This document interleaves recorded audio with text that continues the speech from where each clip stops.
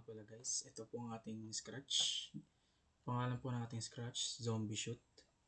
Ito nga po pala ang unang ipapakita, yung mga codes na ginamit ko. Ito nga pala yung codes na ginamit ko sa player. And ito naman sa bullet at sa zombie. Tapos sa hearts niya, sa health. At ito naman ang game over niya. Tara, laruin na natin. Ayan, lang natin. Ayan.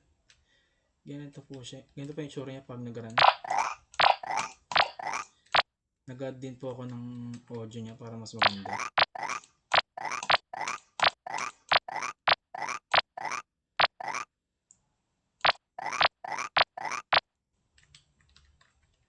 Ganito lang po siya ka-basic laruin. Madaling sundan.